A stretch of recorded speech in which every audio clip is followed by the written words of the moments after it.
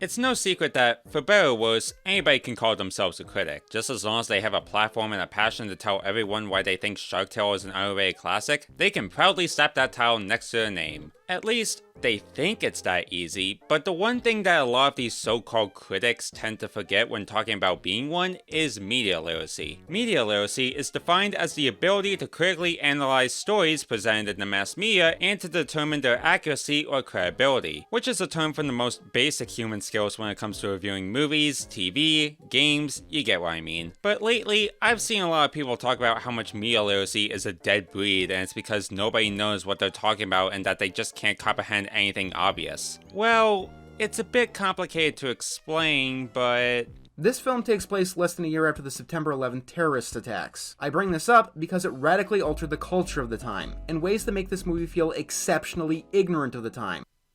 Yeah, I'm the kind of guy that's usually respectful towards others' opinions. I mean, part of me tends to be a bit insecure about my taste, but I don't go about it out loud while smothering McDonald's in my face all over my phone like many others do. At least, not anymore. You should have seen me in the past. I was hella insecure. But something I can't stand is when people put very little thought and research into what they're criticizing, and it can lead to bad take after worst take after horrendous take that I can definitely see why people think media literacy is about to go out like dinosaurs.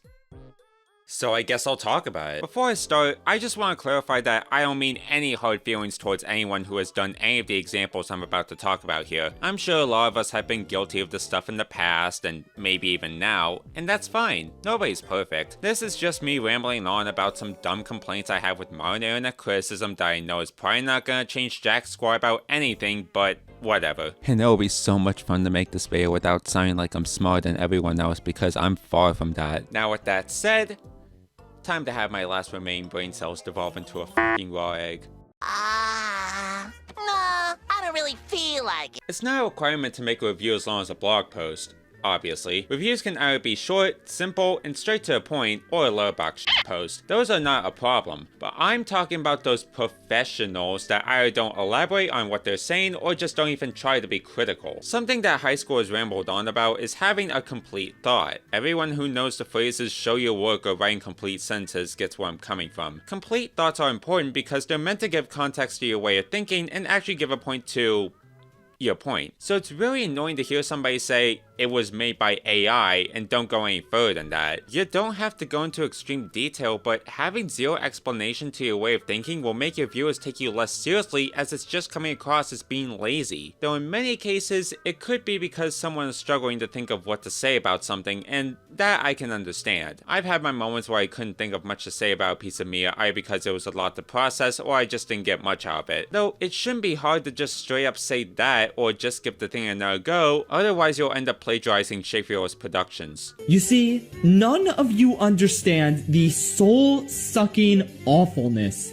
that is this commercial. And yes, I fully consider Surf's Up 2 to be nothing more than a commercial for WWE. This product was conceived as a commercial when WWE approached Sony regarding making a product that would help expand their brand and reach a new generation of audiences. So yeah, it is a textbook advertisement that they slapped the Surf's Up IP onto because they fundamentally misunderstood everything about the original movie. Which appropriately brings me to...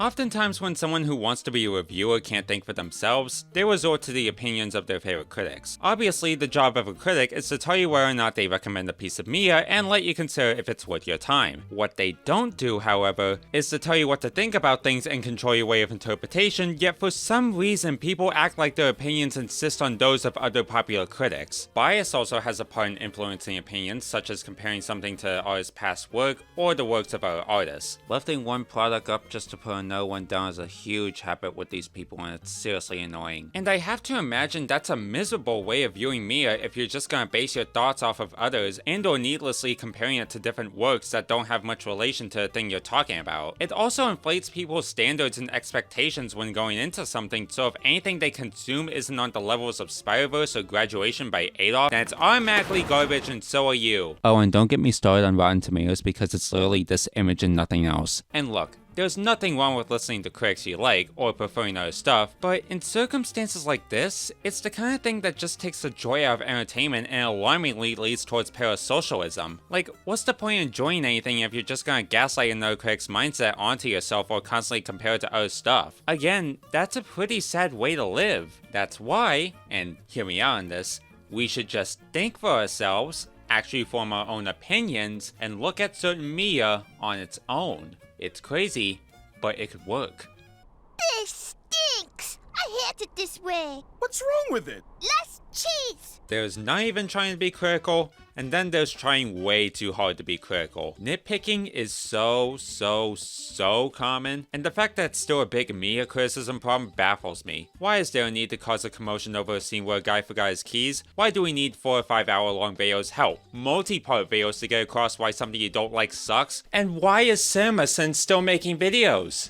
They should have retired like years ago. Better yet, why do people still defend that channel as parody when one of its founders admitted they were real criticisms in a video they deleted, which is for reasons that totally aren't suspicious at all? I mean, there is a lot of media where you can just pick any part from it and it would be worth an entire discussion over. I do love me some riffing, but that doesn't mean you have to do it to everything you watch, and in doing so would result in so many useless critic cues. Instead of just doing that, focus on the more general stuff like, what did the story do well and what could have been done better? What about the characters do you like or dislike? Is the message executed well and why? Anything that isn't just security system takes control of Squidward's house and begins attacking the city, leaving the mayor to give Squidward community service for the damage he caused, even though SpongeBob and Patrick were in his house the whole fucking time and were responsible for everything. Yeah! Fuck this episode! Man, reviewing SpongeBob in the early to mid 2010s was a time to be alive. Nice argument, Senator. Why don't you back it up with a source? My source is that I made it the fuck up. You know, as much as I have a disdain for everything I've exemplified so far, I don't think any of them make me as mad as when people just make shit up. I can't tell you how many reviews I've seen that talk about a piece of media that I've watched myself, and they are just critical of something that isn't even in it, and I'm just sitting there like, did we watch the same thing? They don't often do it on purpose, unless they're one of those anti-woke grifters who switch goalposts every chance they get. But whenever it does happen, I always get the feeling they didn't watch the thing all the way through, or their brain was just shut off the whole time. I'm hesitant to call these people liars, but exaggerating or fictionalizing stuff that really happens not only makes you wrong, but it also makes your review very misguided and dishonest in that aspect. Just imagine someone turning on Elemental and they're like, wow, Ember and Wade have a lot of chemistry here. I thought this Doug Walker guy told me they didn't have any. I swear to God, this makes me wish movie theaters were much more stricter on phone usage again. Remember those ads theaters used to play that remind us that they need to turn off their cell phones since they're distracting and disrupt people from paying attention to a movie? There's a lot that I like, but my personal favorite was one shown across all domestic theaters by National Cinema, or NCM, that's set in space cause why not, and a voice from God accompanied by soft piano music says, "Ladies, be quiet and courteous, and silence your cell phones now." Not to mention, it's played as the auditorium goes dark. It's sort of relaxing in a way, and it's one of the things that made movie theaters a comfort space for me. I just wish they kept the same around at my theater. Oh god damn it, I forgot I'm making a video about the downfall of media literacy.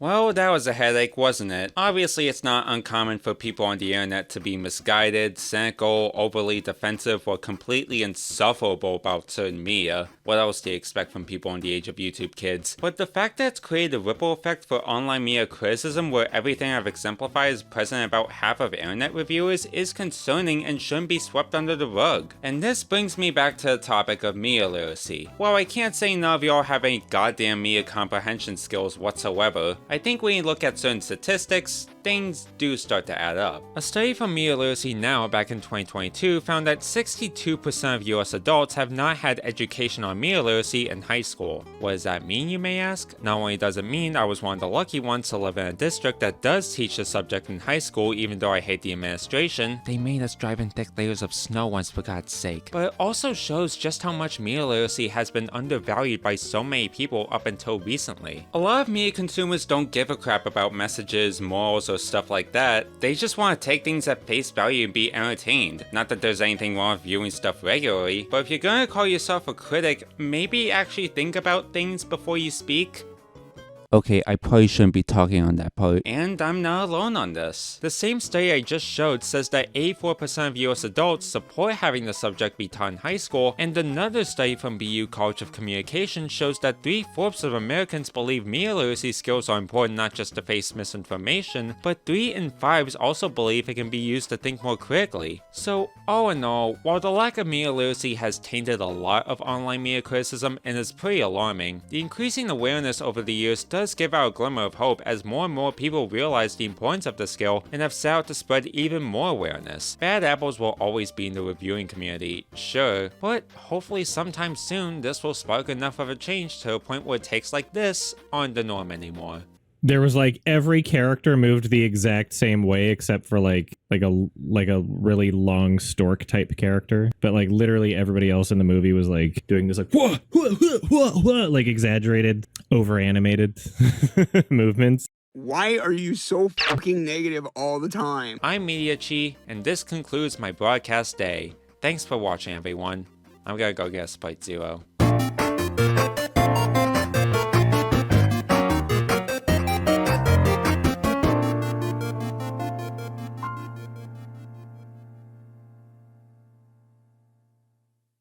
Mortal Family is everything I love and I can't do. I hate it. I hate it.